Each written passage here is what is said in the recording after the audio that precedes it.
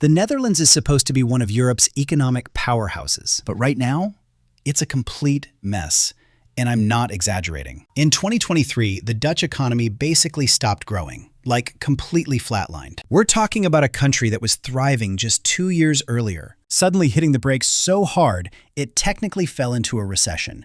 So what the hell happened? How did one of the world's wealthiest nations go from boom to bust in the span of a few years? Stick around because the answer is way more shocking than you'd think. And by the end of this video, you'll see why this matters, even if you don't live in the Netherlands.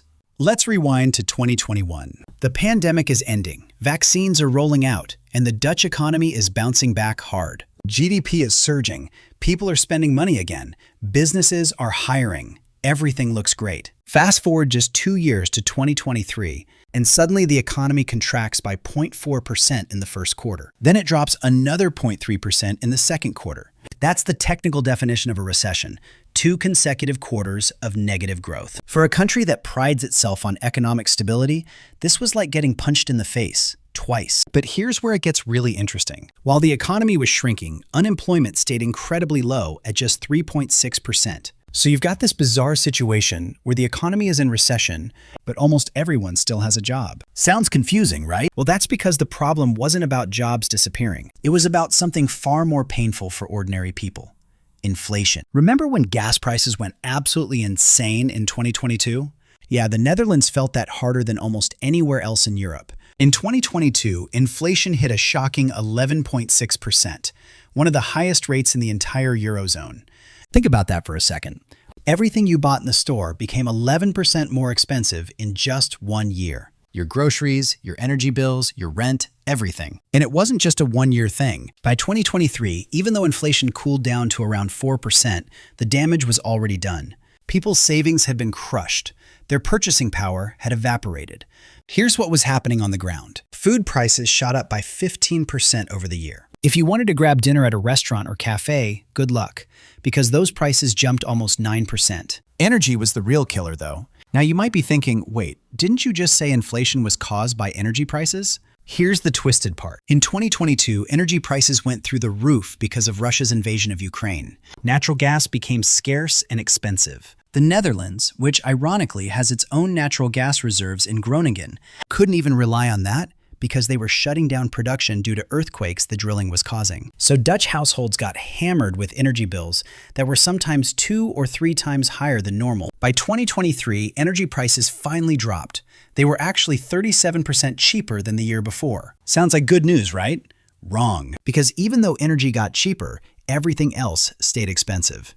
Food, services, rent, all of that kept climbing. So while the headline said inflation was coming down, regular people were still feeling the pain every single day. And here's the kicker. Wages didn't catch up until way too late. Most workers saw their real incomes, that's income adjusted for inflation, actually fall in 2022 and 2023. It wasn't until late 2023 and into 2024 that wages started rising fast enough to make up the difference, with increases over 5%. But by then, people had already cut back on spending. They were nervous, scared even, about their financial future. Consumer confidence absolutely crashed, and I mean crashed. The Consumer Confidence Index in the Netherlands dropped to around -50 at its worst. To put that in perspective, 0 is neutral, and the long-term average is around -8. So Dutch consumers were more pessimistic than they'd been since the 2012 Euro crisis. People stopped buying stuff. They started saving every penny they could. Retail sales went flat. Big purchases got postponed. The whole consumer economy just froze up. Now you might be wondering, if people weren't spending and the economy was in recession, why were businesses still hiring? Good question. It turns out companies were terrified of losing workers. See, just a year earlier in 2022, the Netherlands had one of the tightest labor markets in the world. There were more job openings than people looking for work. Businesses were desperate for employees. So even when the economy started slowing down, companies held on to their workers because they were worried that if they let people go, they'd never be able to hire them back when things picked up. It's called labor hoarding, and it explains why unemployment stayed so low even during a recession. But here's where things get even more complicated. By late 2024 and into 2025, the labor market finally started cooling off. Unemployment ticked up to 4%, which was the highest it had been in 4 years. Still low compared to most countries, but the trend was worrying. And youth unemployment in particular shot up, going from 134,000 to 149,000 young people out of work in just 1 year. So the one bright spot in the economy, jobs, was starting to dim too.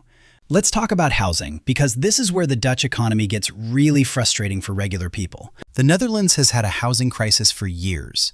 There simply aren't enough homes.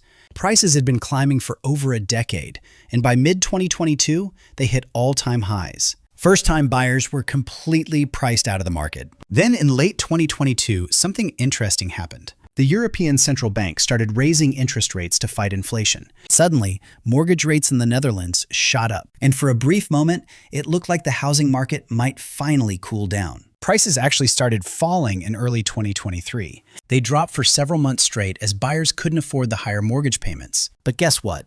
The decline didn't last. By summer 2023, prices started climbing again. And by late 2024, Dutch house prices had not only recovered, they'd surpassed their previous peak. They were up 8.7% for the year. So after a brief pause, housing became even more unaffordable than before. How is that possible when the economy is struggling? Well, wages were rising fast by then, which meant people could borrow more. And more importantly, the fundamental problem never went away. There still weren't enough houses being built.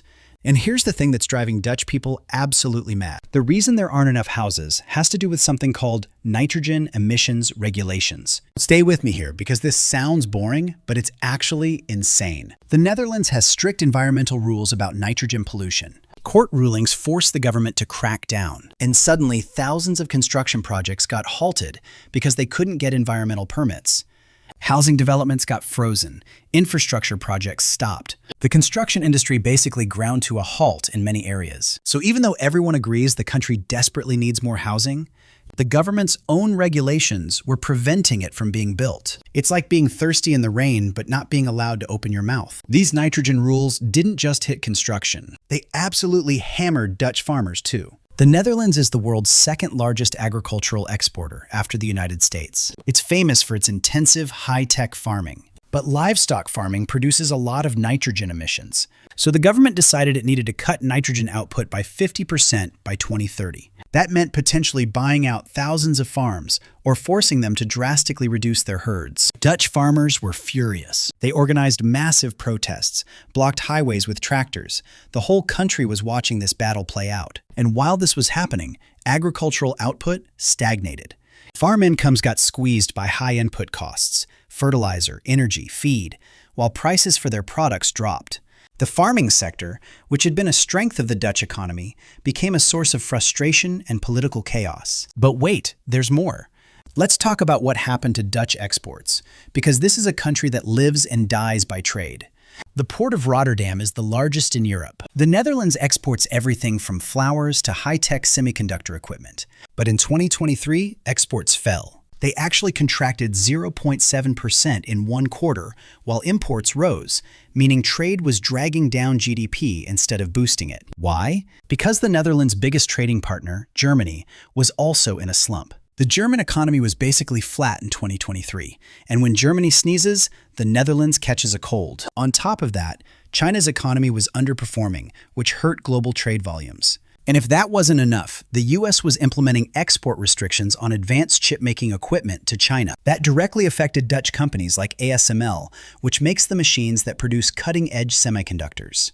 Speaking of tech, the Netherlands has a pretty strong technology sector. Companies like ASML in Eindhoven, Philips in healthcare, lots of startups in Amsterdam. But even tech wasn't immune to the downturn. The global tech sector hit a rough patch in 2023 as the pandemic boom faded. Philips had massive layoffs after a costly product recall. ASML faced uncertainty about selling to China. Dutch tech companies froze hiring just like Silicon Valley did. So another engine of the Dutch economy sputtered. And then there's energy.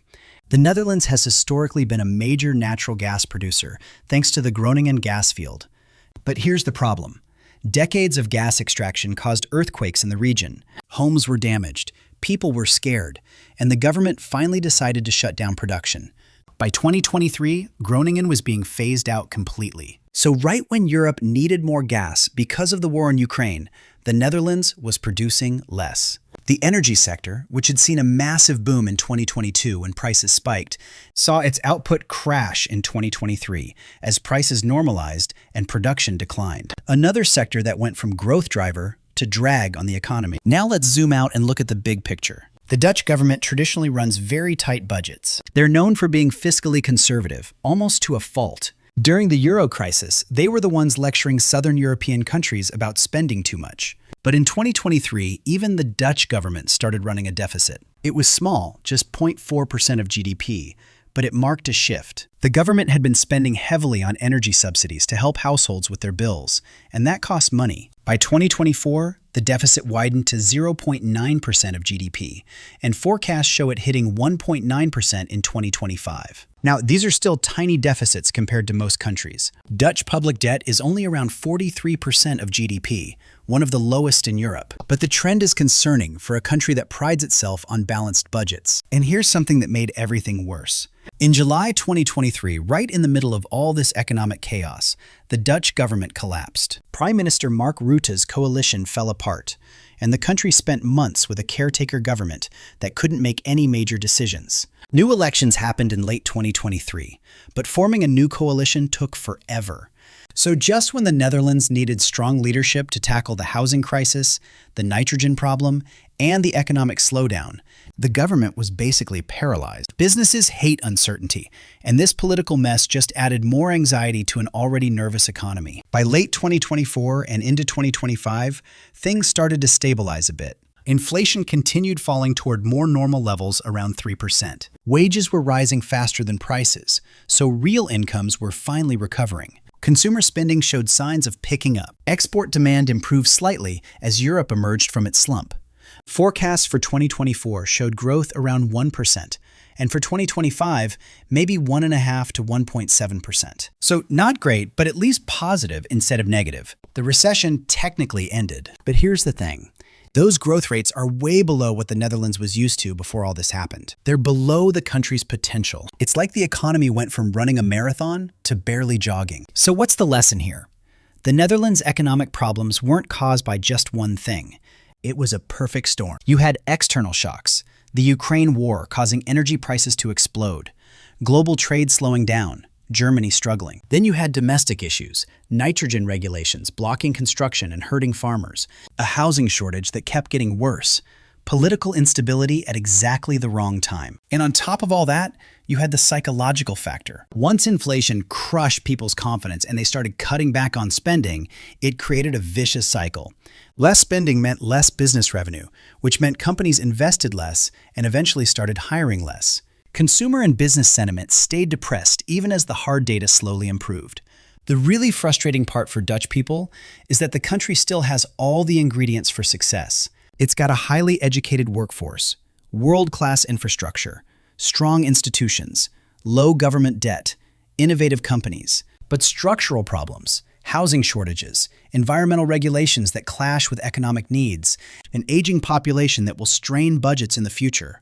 All of these are holding the economy back. It's like having a sports car but driving it with the parking brake on. And here's why this matters even if you don't live in the Netherlands. The Dutch economy is a canary in the coal mine for Europe. It's a small, open, trade-dependent economy that's usually ahead of trends. If the Netherlands is struggling, despite having strong fundamentals, it suggests deeper problems in the European economy. The energy shock from Ukraine exposed how vulnerable Europe is to external energy supplies. The inflation crisis showed that even the most stable economies can see living standards fall quickly. The housing shortage in the Netherlands mirrors what's happening in cities across the developed world. And the tension between environmental goals and economic growth, that's a challenge every rich country is going to face. Looking ahead, the Netherlands is expected to muddle through with modest growth in 2025 and beyond. But until some of those structural issues get fixed, until enough housing gets built, until the farming and environmental conflicts get resolved, until confidence fully recovers, the economy is going to underperform its potential. And that means regular Dutch people will keep feeling like their economy, despite what the statistics say, just isn't working for them anymore. The parties and prosperity of the roaring 2010s feel like a distant memory. Now it's high prices, housing you can't afford, and an uneasy feeling that things aren't as stable as they used to be. The Netherlands went from being one of Europe's economic success stories to a cautionary tale in just a couple of years.